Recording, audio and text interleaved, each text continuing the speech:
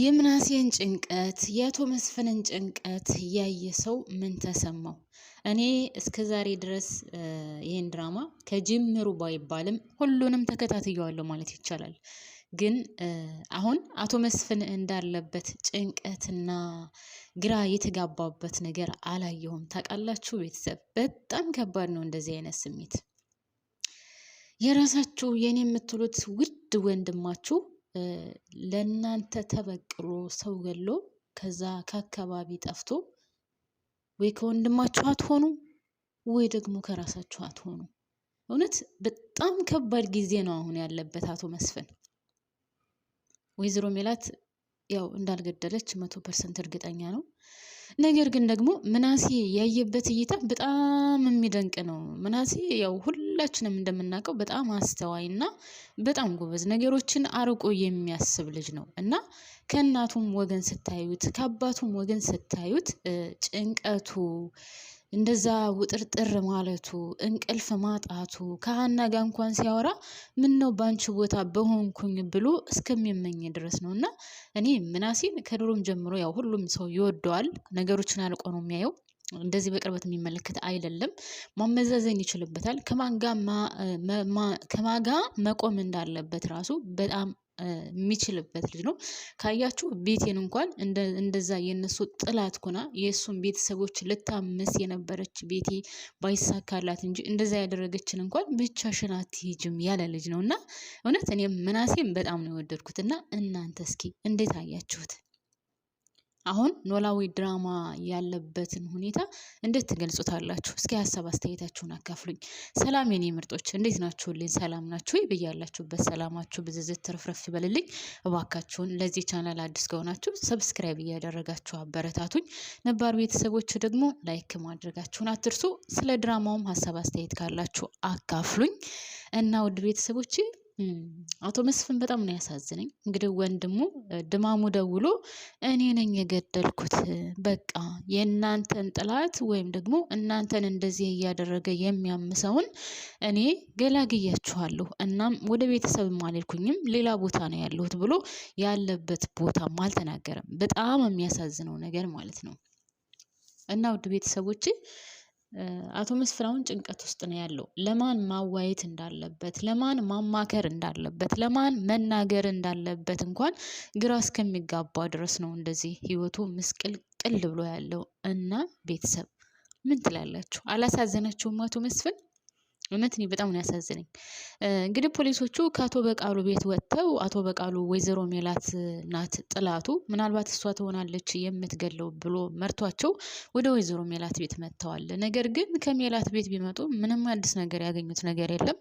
ያው የሚፈልጉትን ቃል ወስደዋል። በድጋሚም ወደ እሷ እንደሚሄዱም ነግረዋታል። እናም ወይዘሮ ሜላትም በኮንፊደንስ ነው የነገረቻቸው ምንም ነገር እንዳላደረገች። ነገር ግን ከአንተነህ ጋር ያው ጸብ እንደነበረች ነግረዋለች። ግን ወይዘሮ ሜላት እዚህ ላይ በነገራችን ላይ የደበቀችው ነገር አለ። ልትገለው ያው ከውስጡ አስባበት እውነትም ልትገለው ነበር የሚለውን እንግዲህ እሷና ውስጧ ናቸው የሚያውቁት። ነገር ግን ከአንተነህ ላይ ሽጉጥ ደቅናበት ነበር። ምናሴ ባይደርስ ኖሮ ምናልባትም የሆነ ነገር ሊከሰት ይችላል። አው ለማስፈራራት ልክ ባዩሽ ጋር ስታደርገው እንደነበረ ታስታውሱ ከሆነ ባዩሽን አሁን በሽጉጥ ታስፈራራት ነበር። ግንባሯ ላይም ደቅናባት ታውቃለች። ግን ባዩሽን አሁን እሷ በጭራሽ ለመግደል አስባ አልነበረም። ያው እንደው ለማስፈራራት ያክል ነው። እናም አሁን አንተነህን እንደዛ ለማድረግ ፈልጋ ነው ወይስ እውነትም ከልቧ ለመግደል አስባ ነበር? ለማስፈራራት ነው እንዳትሉ ውድ ቤተሰቦች። ከድማሙ ጋር ስታወራ እኔ ጥላቴን እኔ ብቻ በቀዋለሁ፣ አንተ አይመለከትም፣ ደግሞ ጥላቴን እኔ በጄ የምፈልገው ነገር ሳደርገው ነው እንጂ ሰው ሲበቀልልኝ አልወድም፣ እናም አርፈ ተቀመጥ እያለችው ነበር። እሱም እኔ ድማሙን እንትን ያልኩበት ነገራችን ላይ ማለት ጀግንነቱ ምናምን ይሄ ለህኝነቱ እንዳለ ሆኖ እና ደግሞ ቤተሰባችሁ እንደዚህ የሆነ ምናምን ያው ወንድ ልጅ ስትሆኑ በጣም ከባድ ነው፣ ይሰማል፣ ስሜት አለው ምናምን። እና አቶ መስፍን ደግሞ እንደምታዩት የሆነ ቀዝቀዝ ያለ ነገር ነው በዚህ በኩል በጣም ግንፍል የሚል ነው። ግን ደግሞ ላይክ አሁን የአቶ መስፍንንና የድማሙን ወንዳ ወንድነት ስታዩት ልዩነት አለው። አቶ መስፍን ላይክ የዋህ ቅን እና ቶሎ የሚናደድ ሆኖ ነገር ግን ነገሮችን ቶሎ የሚያበላሽ ሰው አይደለም። እና ብዙ ጊዜ በትዕግስት የሚያልፍ ሰው ነው። ይሄን ያልኩበት ምክንያት እንግዲህ ከወይዘሮ ሜላት ራሱ የምታዩት ነው። እንደዛ በየጊዜው ደስ ሲላት ውጣ ከቤቴ አንተ ወንድ አይደለህም፣ ለልጆች አባት የምትሆን እንኳን አይደለህም እያለች እየጮኸችበት፣ ከዛ እሱ በትዕግስት ነው የሚቀበላት። ሁሉን ነገር በትዕግስት ነው የሚያሳልፈው። እንግዲህ ከቤትም ቢሆን 30 ጊዜ ውጣ ገባ እያለችው እንደምታዩት ነው። እሷ የበላይ ሆና እሷ መጥፎ መጥፎ ነገሮችን እየተናገረች ምናምን፣ እሱ ግን በጣም በትዕግስት ነው እያሳለፋት ያለው። እና የድማሙን ነገር ወደ ድማሙ ስንመለስ ደግሞ ድማሙ ማለት ላይክ አለ አይደል ሁሉንም ነገር የሚጋፈጥ ነው ስላችሁ። አሁን ለምሳሌ ልክ እንዳደረገው ነገር ብዙም ማሰላሰል ምናምን እንትን የሚል አይደለም። በቃ ይሄ ሰውዬ ቤተሰቦችን እያስቸገራቸው ነው፣ ልብ በቀለው አሰበ፣ ተበቀለው፣ አለቀ። ገብቷችኋል? ሀታ በራሱ በወንድሙ ራሱ በአቶ መስፍን በጣም ነበር የሚናደድበት። ለምንድን ነው እንደዚህ የሚያደርገው? ለምን ወንድነቱን ረሳው? የልጆቹ አባት መሆኑን ረሳው እንደ የቤቱ አባወራ መሆኑን ረሳው እንደ እንደውም ወይዘሮ ሜላትን አንቺ የሴቴ በላይ ነው የሚላትና በነገራችን ላይ በጣም ቆንጆ ስም ነው የሴቴ በላይ። እና የሴት በላይ አንቺ ጎበዝ ነሽ፣ አንቺ ጀግና ነሽ፣ አንቺ ከመስፍን ይልቅ ደምሽ ያንቺ እንትን ነው ማለት የመስፍን ደም ቀዝቀዝ ያለ ነው፣ ያንቺ ግን በቃ ምንም እያለ ነው ሲያሞግሳት የነበረውና በነገራችን ላይ አቶ በቃሉ ራሱ ከአንተ እግር ከምንበረከክ ከሜላት እግር ብንበረከክ ይሻለኛል። ምክንያቱም ሜላት በጣም ጎበዝና ጀግና ሴት ናት፣ አንተ ግን ፈሪ ነህ ነበር ያለው አቶ መስፍንን። ነገር ግን አቶ መስፍን ፈሪ ሆኖ አይደለም። አንዳንድ ጊዜ ታውቃላችሁ ቤተሰብ ህይወት ሁሉንም በዝምታ እንድታልፉ ታደርጋችሁና ግን በሌላው እይታ ስትታዩ ደግሞ ላይክ እንደፈራችሁ ምንም ነገር ማድረግ እንደማትችሉ ይወስዱታል ሰዎቹና አሁንም አቶ በቃሉ ልክ እንደዛ ነገር ነው የወሰደው አቶ መስፍንን። ሜላት ሁሉንም ነገር ፊት ለፊት ስለምታደርግና ስትናገርም ፊት ለፊት ነው፣ ከተናደደችም ያንን ነገር ቶሎ መተግበር ስለምትፈልግ ወይም ስለምታደርገው ላይክ ጀግና ያስብላታል። እና አለ አይደለ ላይክ አሞተ ኮስታራ ምናምን የሚባል ነገር አለና ላይክ እንደዛ ነገር ማለት ነው። እና አቶ በቃሉ ራሱ አቶ መስፍንን ካንተ እግር ወድቄ ይቅርታ ከመል ይልቅ ከሜላት እግር ወድቄ ይቅርታ ብል ይሻለኛል ነው ብሎት የነበረው። እና በጣም ነው የገረመኝ።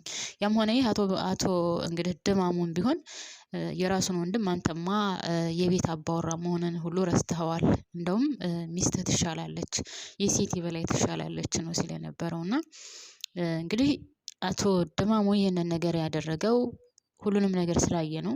የቤቱን ምስቅልቅልነት ማነው ስሙ ሰላምዬንና ሀናን እንደዚህ እያስቸገራቸው እንደሆነ ከአቶ በቃሉ ጋር የሚሰራ እንደሆነ ከአቶ በቃሉ ጋር እንኳን ብዙ እንደሚሰራና ምናምን ያን ያክል የተረዳው አይመስለኝም። ብቻ ግን ያው ከዛ ሰውዬ ጋር ከነሱ ጥላት ጋር እንደሚሰራና አሁን ሰላምዬንና ሀንቾን እያስቸገራቸው እንደሆነ ምናምን ከገባው በኋላ ነው እንግዲህ ይህንን ነገር ሊፈጽም የቻለው ማለት ነው። እና ቤተሰብ አሁን ምናልባት ያው የእነሱ ቤተሰብ ስለሆነ ወይም የአቶ መስፍን ወንድም ስለሆነ የገደለው አቶ መስፍንን ያስሩታል ብዬ አስባለሁ። አቶ መስፍን ሲታሰር ደግሞ ምናልባት ድማሙ ሊመጣ ይችላል፣ አይታወቅም። አቶ መስፍን ታሰረ ሲባል ድማሙ ሊመጣ ይችላል። ድማሙ እጁን ከሰጠ አቶ መስፍን ይፈታል ብዬ አስባለሁ። ያም ሆነ ይህ ብቻ አሁን ሁሉም ቦታ ምስቅልቅል ወጥቷል ድራማ። ውድ ቤተሰቦቼ በጣም በሚያሳዝን ሁኔታ ሁሉም ያለበት ቦታ በጣም የሚደብርና በጣም የሚያስጠላ በጣም የሆነ ሀዘን የገባበት ይመስለኛል ለእያንዳንዱ ቤት።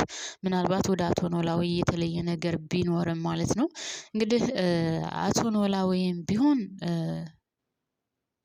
ፋኖስ ጋር ሂደው ነበረ። ነገር ግን አሴር ተምቹ እና አቶ ኖላዊ እየሄዱ እያሉ ፋኖስ መንገድ ላይ አግኝቷት ነበርና እንግዲህ ሁለታቸው አሁን ስለተጋቡ እኔ አልመረመርም ብለዋለች። መጀመሪያ እሺ ብላ ነበር። ነገር ግን በኋላ ላይ እሱ የማያምን ከሆነ በፈጣሪው የማያምን ከሆነ አልመረመርም ብላ ነበር። ነገር ግን ያው በጣም ደስ የሚለው ነገር በነገራችን ላይ ቤተሰብ ምንም ነገር ሳላልፍ አላልፍም ስለ አሴር እና ስለ ተምቹ በጣም ምርጥዬዎች ናቸው። እንግዲህ አቶ ኖላዊ ማለት ትልቅ ሰው ነው። ነገር ግን ከሱ በልጠው ፋኖስን አሳምነዋታል እንድትመረመር። መጀመሪያ እምቢ ብላ ነበረ።